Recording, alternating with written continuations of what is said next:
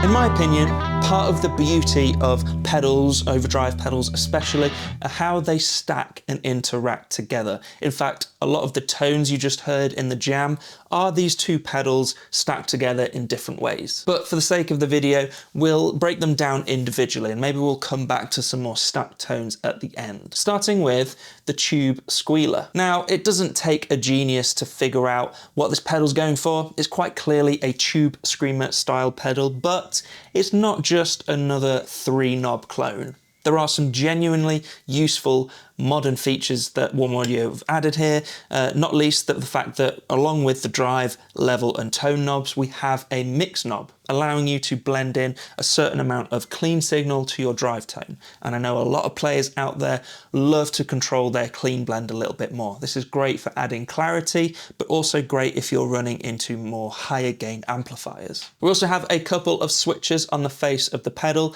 The left switch allows you to switch between TS9, 808 and TS10 modes inside of here.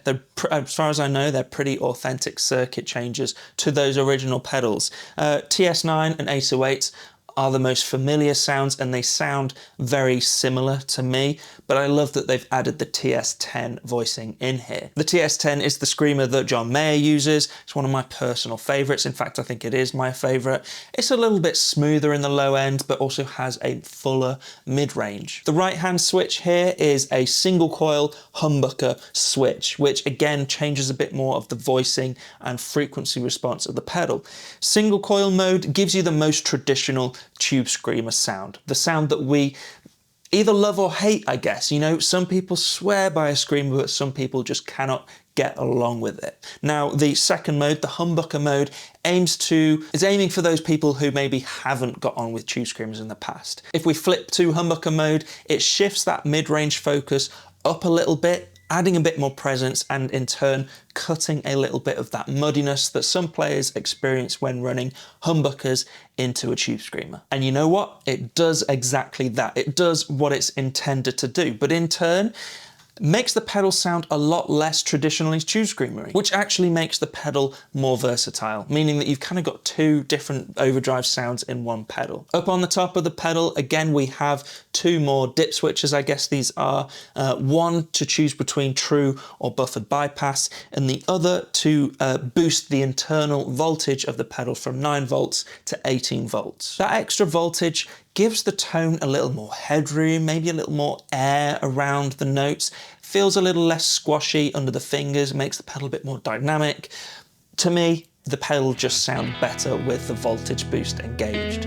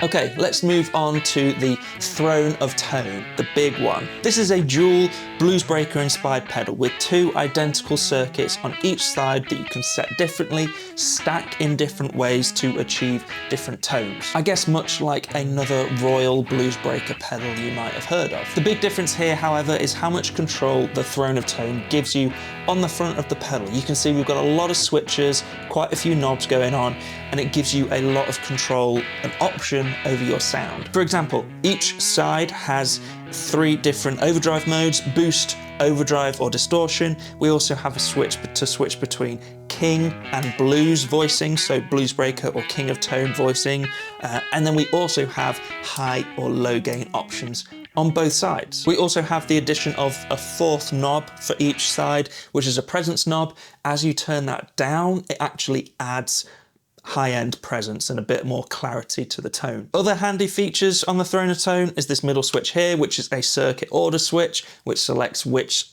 side of the pedal your guitar is hitting first. And then we also have that same voltage boost switch on the top of the pedal, again doing the same thing that it did on the Squealer. While we're on the top of the pedal as well, you'll notice we have 4 top-mounted jacks. This is for flexible routing or integrating each side into a looper switcher in your pedal board. All that makes this an incredibly versatile overdrive pedal, whether you want a transparent clean boost on one side and then a light drive on the other, or you just want to stack 2 British voiced overdrives together.